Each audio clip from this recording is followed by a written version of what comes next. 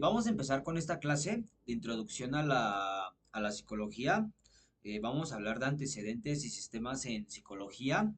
Eh, y lo importante de este tipo de clases, a diferencia de las otras clases que he subido al canal, es que, bueno, en las otras clases, pues siguen conceptos más técnicos, más científicos. Es decir, es una psicología científica. eh, al, al hablar de una conducta, al hablar de un conductismo, es una psicología científica. Al hablar de una psicometría, sí podría ser una psicología científica, pero más que una psicología científica es algo que comprueba. Es decir, cuando nosotros, por ejemplo, eh,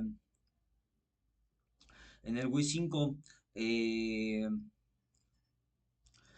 para que comprobemos que alguien tiene un CI de 90, por ejemplo, pues ocupamos de la prueba del Wii 5 o en el caso de los adultos del WISE 4.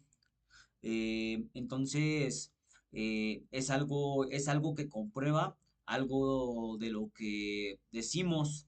Entonces, en estas clases de introducción a psicología que normalmente se imparten cuando inicias tu carrera de psicología, tu licenciatura en psicología, pero bueno, también hay instituciones donde pues integran a los alumnos en el mismo grupo conforme van entrando, es decir, que todos los de octavo se juntan con los de primero, pues bueno, eh, pues a lo mejor lo ven hasta octavo o hasta séptimo grado. Entonces, es una materia que normalmente se ve eh, en los primeros semestres de la carrera de psicología, por eso es introducción a la psicología. ¿Y para qué nos da? Pues para volar nuestras mentes, es decir, para ver la concepción del alma, eh, de la, de la psique, del conocimiento, desde otra concepción. O sea, ver la realidad y la mente desde otro punto de vista, más allá de los paradigmas conceptualizados. Bueno, vamos a dividir toda esta diapositiva en clases de unos 15 10 minutos. Bueno, vamos con la siguiente diapositiva. Eh, Vamos a hablar de los antecedentes de psicología, ¿vale? Y bueno, en estos antecedentes, tanto filosóficos, para introducir a la psicología como una ciencia, pues vamos a ver diferentes puntos de vista, ¿vale? Y bueno, antes de eso nos vamos a preguntar, ¿qué es el alma? Ustedes pregúntense, ¿qué es el alma? También, ¿qué es la mente? Y cómo conocemos, porque, bueno, tras la llegada del conductismo, pues todos estos conceptos, pues se conceptualizaron en un solo concepto, que es la conducta. Es decir, el ser humano, pues está conformado de un cuerpo, está conformado de sus procesos cognitivos, está conformado de un cerebro, está conformado de emociones, eh, está conformado de neuronas, está conformado de sensaciones, de percepción, y dentro de eso hay una capa que se llama conducta. Cuando un niño está aprendiendo a leer y dice, ma, eh, y después dice, mamá, y lo escribe mamá, y el sonido de mamá, al momento de escribirlo, lo relaciona, se le da un dulce. No solamente se refuerza pues el hecho de que él está viendo la palabra escrita de mamá o está eh, el sonido de mamá, sino que detrás pues está pues la estimulación cerebral. ¿Cuál estimulación cerebral? Pues sabemos que las personas con dislexia o también las personas con TDA pues tienen un problema con la parte izquierda del cerebro. Entonces, pues no solamente estimulamos esa parte, o sea, la visual, sino, o sea, y al ser visual, pues es visomotora, es decir, toda la parte motora, sino que también estimulamos la parte cerebral, y no solamente estimulamos esta parte, la parte cerebral izquierda al activarla, sino que la parte, o sea, la parte cerebral derecha, es decir, es una activación cerebral, o sea, la conducta estimula eh, un todo, pero más allá, pues nos tenemos que preguntar qué es el alma, porque dentro de esta conducta es que debemos entender que eso hizo el conductismo, vino a conceptualizar todo ese sistema, todos esos sistemas que estaban apartados como el cerebro, porque la neuropsicología o la neurología pues estudia el cerebro, pero es un ente apartado de toda la conducta que conceptualiza todo esto. Pero nos debemos de preguntar, ¿qué es el alma? ¿Qué es esa parte abstracta? Y pues ya más adelante veremos pues conceptos como el dualismo y toda esa parte. ¿Qué es la mente? ¿Vale? Eh, si la mente es lo mismo que el pensamiento, si la mente es lo mismo que el alma, y todos estos son objetos de la psicología, y cómo conocemos, cómo es esa parte de la percepción, porque pues a lo mejor se ha dejado eh, muy atrás la gestal, pero pues la gestal tiene pues buen trasfondo, si se observa pues desde la filosofía.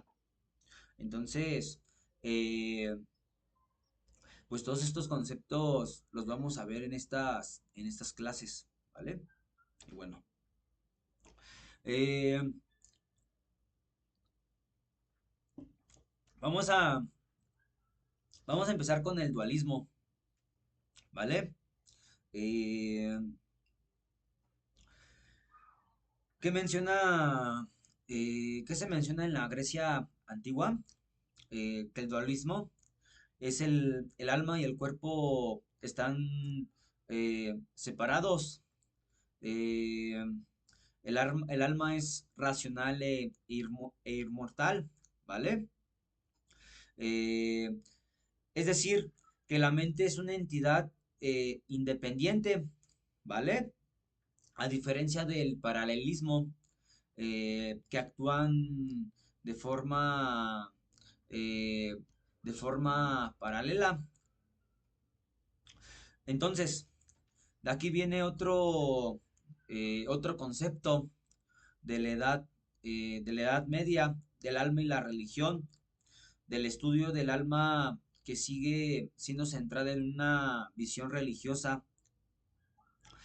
Aquí la psicología aún no es ciencia, pero pues aquí se puede preguntar, eh, pues, pues más allá sobre el alma, sobre si el alma pues tiene una concepción ya sea teológica, ¿vale? Es decir, con una idea hacia Dios, hacia una religión. Y bueno, también aquí viene eh, René Descartes, que menciona el racionalismo, también es dualismo, mente y cuerpo, y menciona pienso y luego existo, ¿vale? O sea, es dualismo en el momento que son entidades distintas, pero pues actúan a la par. O sea, se menciona pienso y luego existo. O sea, primero se piensa, o sea, primero se tiene un pensamiento, eh, y luego eh, o sea, primero, no sé, se piensa en hacer algo, pienso en realizar una acción, y luego se hace esa acción. Antes de realizar una acción, hay un conjunto de pensamientos, Es lo que otros autores le pueden llamar angustia. Ese pensamiento puede ser tanto racional o puede ser irracional. Si lo mencionamos desde una angustia, pues esa angustia puede ser, pues la angustia siempre va a ser buena porque nos va a hacer tomar una decisión. O sea, la angustia es un estado intermedio entre dos decisiones, decisión A, decisión B. Entonces siempre vamos a tomar una decisión, vamos a brincar hacia una decisión, ¿vale? Siempre vamos a brincar hacia una decisión. Entonces, entre esa acción, entre esa decisión, siempre va a haber un pensamiento. Ese pensamiento pues va a meter al ser humano en angustia, y entre esa acción pues va a haber un conjunto eh, de pensamientos, un conjunto de pensamientos, siempre va a depender de la historia del ser humano. Entonces, primero piensa el ser humano y luego existe. ¿Cómo existe? A través de elección, a través de la conducta. Mientras no llega a la conducta solamente es pensamiento, pero pues todo lo que se piense en algún momento va a ser acción. Por eso todo lo que se piensa pues se lleva a la realidad, porque todo lo que se piensa pues se lleva a llevar a la acción. Dice Freud que se reprime esta parte, pero pues si se reprime en algún momento pues se va a dejar de reprimir esta parte, porque pues se va a llevar a la acción. A diferencia de los niños, ¿qué pasa con los niños? Pues con los niños no hay un pensamiento, es la acción directa. O sea, en los niños no existe esta parte de pienso, luego existo, simplemente es el existir. Los niños solamente existen. Por eso con los niños se trabaja programas como ABA. ¿Por qué programas como ABA? Porque, o sea, es directamente a la conducta. Se trabaja solamente con reforzador positivo, negativo. Después de cierto tiempo que deja de funcionar el reforzador positivo, negativo, pues se trabaja con el castigo. Pero, ¿por qué? Porque ellos nada más existen, a diferencia del adulto es pienso y luego existo. Y entre esa conducta que es el existir, pues hay un conjunto de pensamientos. Pero es dual, o sea, está separado, o sea, una cosa es el pensamiento y después del pensamiento, o sea, se lleva a la acción, pero al momento de la acción o sea, se hace uno mismo el pensamiento con la acción. ¿Cómo se hace uno mismo? Cuando se une el ser humano con la realidad, es cuando existe el pensamiento, ¿vale?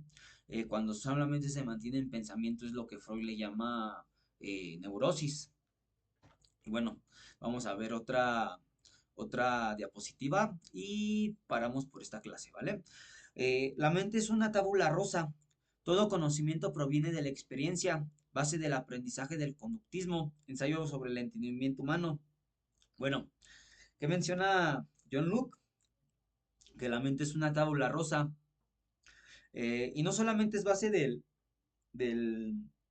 conductismo, también es base del psicoanálisis.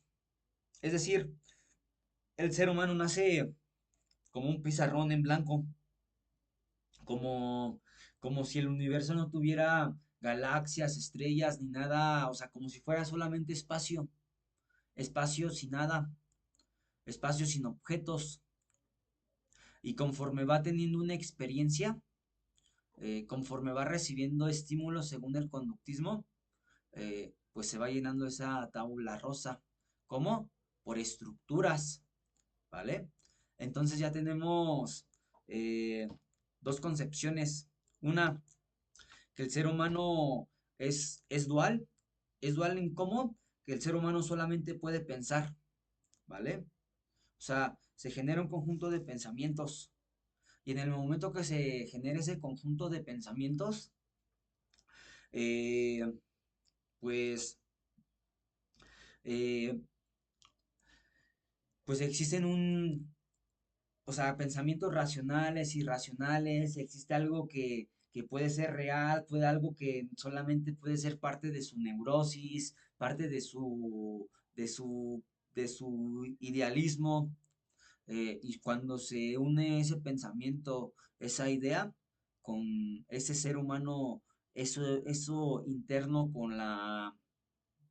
eh, con la, eh, con la realidad, eh, es la conducta. Y dos, que el ser humano antes de llegar a ese pensamiento, esa conducta, pues es una tabula rosa, es como un pensamiento, ¿vale? Ahí hay dos tipos de pensamiento. Uno es el empirismo y el otro es el dualismo. Y también vimos el, la parte de la filosofía y la religión, ¿vale? Que a lo mejor el alma pues está eh, apegada con un Dios, tiene relación con un Dios, es decir, con un todo, ¿vale?